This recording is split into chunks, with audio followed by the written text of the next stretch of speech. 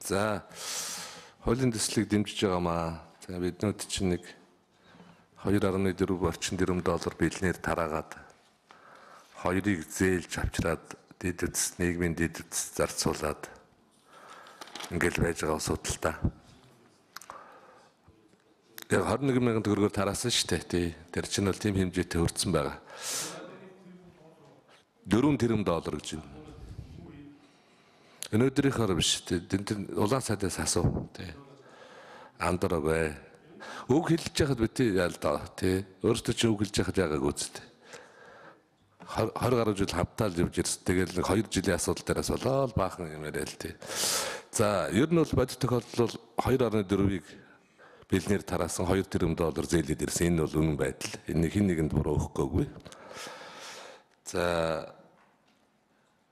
айлч байсан, компанич байсан зээл авдаг.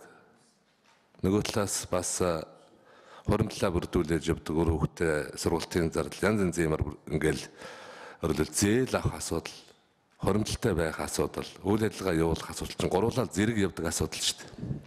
Тэгээ Монгол улсын тухайд бол энэ хуримтлалтай болох асуудал бол маш чухал асуудал юм байнамаа.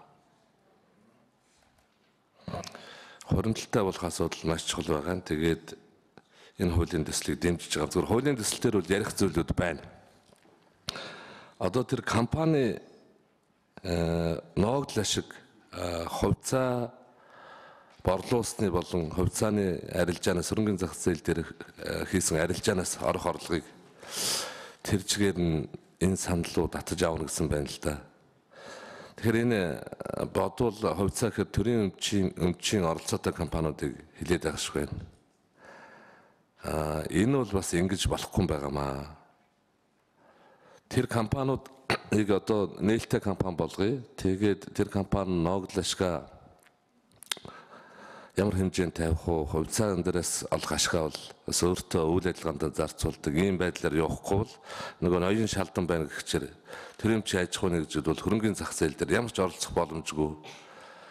Ашигт маллын тухай хууль дээр нэг стратегийн ачаал хөдөлгөөний ордуудын 10-аас дээш хувийн хөрөнгөний мэржээр арилдана гэсэн тэгсэн мөрлөөс энэ төрийн болон орон нутгийн өмчийн хөрөнгөөр болон улсын их хурл шийдэж өгдөг ингээд байгаад байгаа. Мэдээж бусад тэр оройлтой болон за бусад төрлийн татвараас энд хуримтлуулад хөрөнгө оруулалтын сан байгуулаж явах асуудлыг дэмжих бүрэн боломжтой юм аа. Тэгэхээр би бол хэлэх гээд байгаа асуудал нь бол хуримтлж явж явах ёстой, зээлж авч явах ёстой, үйл ажиллагаач явуулж явах ёстой. Энэ бол зах зээлийн эдийн засгийн нийгэм, төвлөрсөн төлөвлөгөөт эдийн засгийн коммунист нийгэм биш. Ийм байдлаар бол бүх улс орон үйл ажиллагаа явуулж байгаа л гэж ингэж хэлэх байна. Тэгээ энэ утгаар нь дэмжиж байна. Хилцүүлгийн явцад зас залруулах асуудлууд байгаа. Одоо жишээлбэл энэ хөрөнгө оруулалтын гэрээ хийхгээл заавал зүтгэлийнхэн уг нь бол хөрөнгө оруулалтын тухай хуулиар бид татрын орчныг докторжуулаад өгчөд баг боломжтой ийм асуудлууд байгаа. Улс төрийн болон эдийн засгийн хувьд докторгүй орнууд л заавал гэрээ хийхгээл тэгэл гэрээ болгондоо зориулж хуулиа өөрчилдөг иймэрхүү байдалтай байгаад байгаа. Тэгэхээр энэ хөрөнгө оруулалтын сан дээр жишээлбэл дотоодын компанитай хамтарч сангийн удирдлагыг авч явах тэр нөхцөлийг бас бүрдүүлэх хэрэгтэй. Өнөөдөр Монгол залуучууд тэр хөгжилтэй гэж ярьдаг, тэр баруунд нь боловсрол эзэмсээд ирсэн тэр компаниуд нь ажиллаад бүрэн боломж юм байх.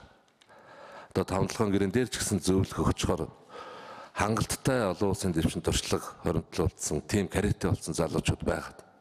Тэгээд авдаггүй амьдралдаа бизнес хийж үзээгүй улс төрчид гэрээ байгуулдаг. Учраа олдгүй иймэрхүү байдалтай байгаа. Тийм учраас энэ сангийн менежмент санг авч явах чиглэлд бол Монгол залуучуудаа дэмжих тэр боломжийг бол бас оруулж өгөх хэрэгтэй бахаа гэж ингэж ойлгож байна. Хуулийн төслийг бол хэлцэх шаардлагатай.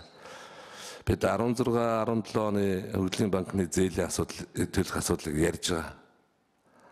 Бидэнд бол асар их боломж бий. Одоо өөрөлдөл өртөө хүн өөдлөхгүй гэж хасагталд нь яриад байх биш. Улсын хурал дээр энэ авсан зээлийг өөрийнхөө Монгол улсын нөөц баялагийг ашиглаад хэрхэн үр дүнтэй төлөх үү гэдэг дээр өнөөдөр хамтарч ажиллах шаардлагатай. Тийм л боломж байгаа гэж ингэж үзэж байгаа. Тийм учраас энэ хуульч гэсэн өнөөдрөөс эхлээд хоримтлал бий болгоо.